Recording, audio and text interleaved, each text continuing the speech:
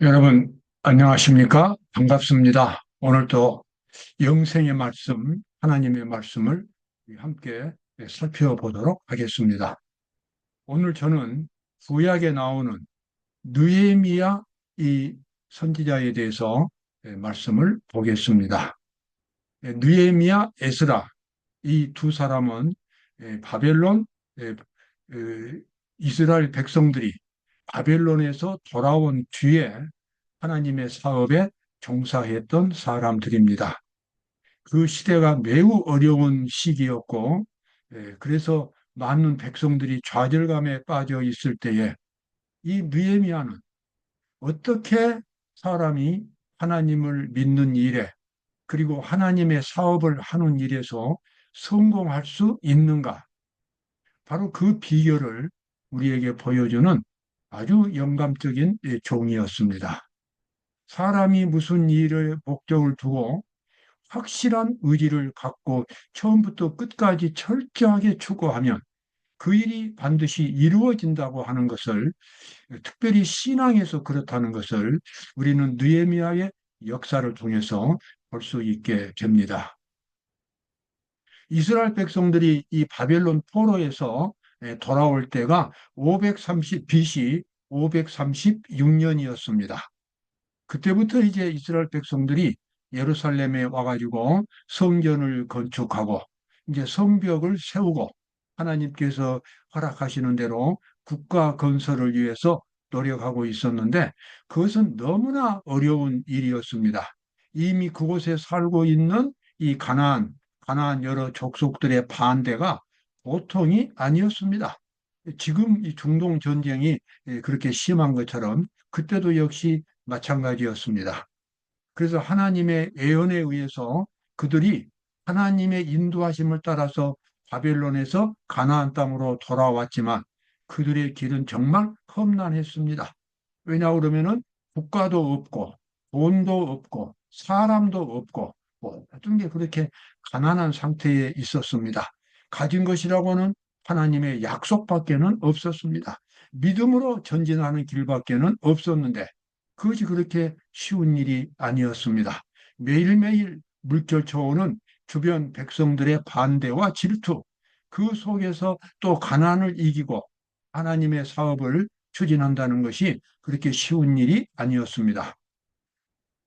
그런데 이제 느헤미야는 그 이스라엘 백성들이 가나안 땅으로 돌아온 후에 거의 한 90년이 지난 후에 이제 예루살렘에 와가지고 성벽을 쌓았던 사람입니다. 자, 여기 느헤미야 1장 4절에 보면 이 말을 봅니다. 내가 이 말을 듣고 앉아서 울고 수일 동안 슬퍼하며 하늘의 하나님께 금식하며 기도하여. 참 여기에서 우리가 느헤미야의 진정성을 보게 됩니다. 느헤미야가 이 어떻게 됐는지는 모르지만 그때 페르시아 왕의 최측근 왕의 비서였습니다. 그래서 권한이 아주 막강했습니다. 그러나 느헤미야의 마음에는 자기가 누리고 있는 부귀영화가 중요한 것이 아니라 고국으로 돌아간 자기 백성, 이스라엘 백성들의 형편이 늘 궁금하고 마음이 아팠습니다. 어느 날 그곳에 있던 이 종들이 느헤미야에게 와서 이제 그 보니까 그동안 지난 일을 이야기를 해주는데 정말 이 실망 섞인 일이었습니다. 성을 좀 짓다가 그 사마리아이나 그 인근에 있는 여러 민족들이 와가지고 성을 다 허물어 버리고 그래서 도대체가 그동안 애써서 지었던 성들이 다 무너지고 아무것도 남아있지 않고 그런 아주 난장판 상태에 빠져 있었다는 것입니다. 그 사실을 알고 느헤미야가 하나님 앞에 울면서 기도하는 모습을 보게 됩니다. 그는 진정으로 하나님의 사업을 사랑하는 사람이었고 하나님의 백성을 위해서 일할 수 있는 충실한 종이었습니다. 그는 스스로 슬픔에 겨워서 하나님 앞에서 금식하면서 어떻게든지 하나님 저를 보내주시면 제가 그곳에 가겠습니다. 나 정말 이 몸을 불살라서라도 그 일을 저는 이룰 것입니다라고 그렇게 울면서 기도하고 그 길을 열어주시도록 느헤미야가 그렇게 하나님 앞에 헌신하는 모습을 보게 됩니다. 근데 그 이스라엘 백성들이 바벨론 포로에서 돌아온 것은 하나님께 함께 하시는 하나님의 사업이었습니다. 여러분, 하나님의 사업, 하나님의 약속에 따라서 진행되는 사업이라 할지라도 어려움이 없이 진행되는 것은 아닙니다. 반드시 시련이 오고 그 시련들을 극복해야 하고, 그리고 하나님의 종들은 믿음과 인내로서 그 일을 추진해 가야만 하나님의 사업은 이루어지게 되어 있습니다. 무사태평하게 그저 아무 시련도 없이 하나님의 사업이 추진되는 것은 아니었습니다. 자, 이스라엘 백성들에게 바벨론 포로로 끌려가기 전에 하나님이 주신 약속은 이것이었습니다. 에레미야 29장 10절에 보면 나 여호와가 이같이 말하노라. 바벨론에서 70년이 차면 내가 너희를 권고하고 나의 선한 말을 너희에게 실행하여 너희를 이곳으로 돌아오게 하리라. 70년이었습니다. 그래서 이스라엘 백성들이 처음 1차 포로로 끌려갈 때가 BC 605년이었습니다. 605년인데 그 다음에 이스라엘 백성들이 이제 그 바벨론 포로에서 첫 번째 석방령이 내린 때가 BC 536년이었습니다. 그러니까 딱 70년이 되는 겁니다. 70년이 되는 그 해에 페르시아의 이 고레스 왕이 바벨론을 멸망시키고 그 다음에 그 대신 페르시아 대제국을 건설하면서 그 고레스 왕이 이스라엘 백성들에게 고국으로 돌아가서 예루살렘을 다시 건설하라고 하는 칙령을 발표했습니다. 바벨론은 이스라엘을 멸망시켰는데 그 바벨론을 페르시아가 와가지고 멸망시키고 이스라엘 백성들에게 중건령을 내리게 한 것입니다. 하나님의 예언 성취가 정말 기적적이었습니다. 그 횟수도 그렇고 그 방법도 아주 획기적인 방법이었습니다. 그래서 이스라엘 백성들은 아주 감격했습니다. 정말 하나님께서 하시는 일이구나.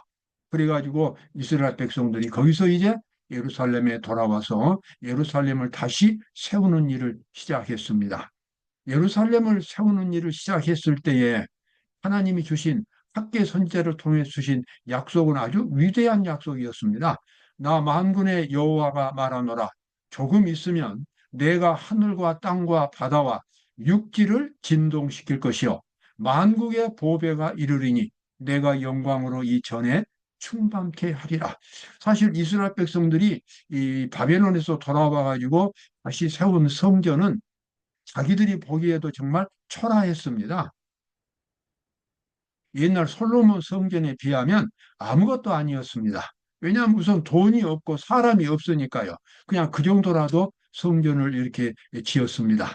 그런데 그 성전을 놓고 하나님께서 학계 선지자를 통해서 주신 약속은 대단한 약속이었습니다.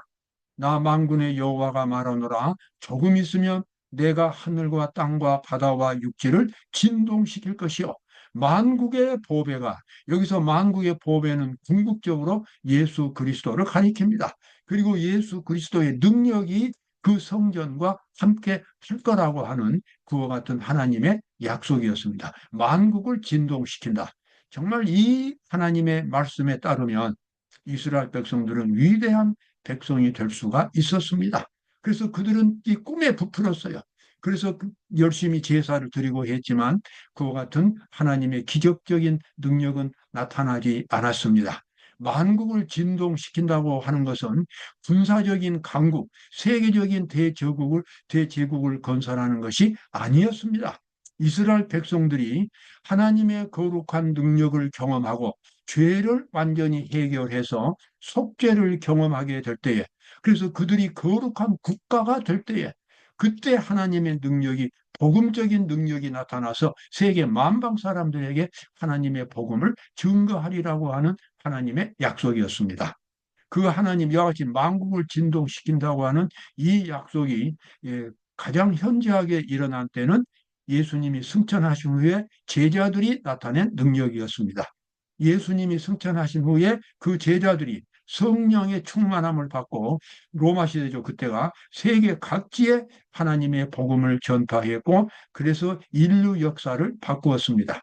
근데 그와 같은 일들이 지금 바벨론 포로에서 돌아와서 초라한 성전을 지어놓고 있는 이스라엘 백성들에게 이미 그 약속이 주어져 있었습니다. 그들이 하나님께 진정으로 경건한 사람들만 되었다면, 마음속에 하나님의 의를 경험하고 그들이 진정으로 하나님께 헌신하면서 꾸준히 그들의 이 마음의 성결을 추구했다면 그들은 놀라운 일을 할 수 있었을 것입니다. 그러나 그러한 능력은 그 후에도 나타나지 않았습니다. 다시 이제 느헤미야로 돌아가겠습니다. 느헤미야는 그렇게 이제 넉 달 동안이나 조금 전에 이제 그 왕을 만났지요. 근데 사실 그렇게 왕을 만나기 전에 넉 달 동안 느헤미야는 기회를 엿보고 있었습니다. 하나님한테 물론 기도하면서요. 근데 드디어 이제 기회를 잡게 되었습니다. 어느 날 왕이 갑자기 느헤미야에게 추궁하는 것입니다.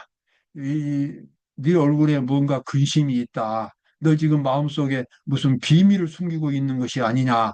그때 이 페르시아 왕궁에는 자주 암살 사건이 일어나기 때문에 왕의 측근에 있는 비서들을 왕은 늘 함께 지내면서도 조심했습니다. 그런데 뭔가 이 이상한 낌새를 왕이 느헤미야에게서 보았다는 것입니다. 이 느헤미야가 아주 마음에 큰 충격을 받았습니다. 아이고, 그래서 사실은 자기 마음속을 그대로 그냥 이야기를 했습니다. 왕이시여, 내 조국 지금 이스라엘이 그렇게 성전을 짓다가 다시 무너지고 지면 무너지고 지금 그런 상태에 있는데 내가 어떻게 내 마음이 편하겠습니까? 내가 그것 때문에 지금 금식하고 그리고 하나님께 기도하고 있습니다. 참 그 진실을 고백하니까 왕이 거기서 감동을 받았어요. 그러면 네가 무엇이 필요하냐? 네가 얼마 동안 거기 가서 일할 수 있겠느냐? 그래가지고 느헤미야가 그 기한을 잡고 그리고 필요한 물자를 왕의 명령으로 이제 그 징발할 수 있도록 모든 조치를 취하고 드디어 이제 예루살렘으로 가서 그가 공사를 시작합니다. 자, 우리가 하나님의 일을 할 때 여기 나와 있는 말씀 아주 귀중한 말씀이지요. 느헤미야는 불확실성에 의지하지 아니하였다. 그는 그에게 부속되는 재물을 낼 수 있는 사람들에게 간청하였다. 왕의 명령에 의해서 필요한 재물들을 이제 다 징발을 했습니다. 그래가지고 이제 만반의 준비를 한 것입니다. 그가 강고한 도움을 얻은 느헤미야는 신중히 앞을 내다보면서 사업의 성공을 보장할 수 있는 필요되는 준비를 계속했습니다. 아주 마음에 많이 준비를 한 것입니다. 반드시 이번에 가서 성을 지어야 한다. 그리고 국가를 이제 출발시켜야 한다. 하는 것을 알고 지금 마음에 준비를 했습니다. 그는 불확실성에 의지하지 않았다. 그래서 이제 느헤미야가 이제 왔어요. 왔는데 이제 사람들이 좀 이제 긴장을 하지요. 왕의 특명을 갖고 이제 총독으로 느헤미야가 딱 이렇게 왔는데 며칠 동안 느헤미야가 두문부출하는 것입니다. 그래서 이 원수들도 궁금하게 생각하고 백성들도 궁금하게 생각하고 느헤미야는 일체 밖에 나가지를 않고 있는 것입니다. 그러다가 어느 날 밤에 자기 비서 한 사람을 데리고 밤에 아무도 모르게 느헤미야의 아니죠 예루살렘 성을 둘러보았습니다. 참 그는 정말 이 일을 성공시킬 수 있는 사람이었습니다. 자기가 앞으로 공사를 하게 되는데 사람들을 불러서 묻고 짓고 질문하고 그다음에 뭐가 얼마나 필요하냐 이런 복잡한 과정을 거치지 않았어요. 그거 다 생략해 버렸습니다. 다 생략하고 자기 눈으로 직접 밤에 아무도 모르게 그 성 둘레를 다 시찰을 했습니다.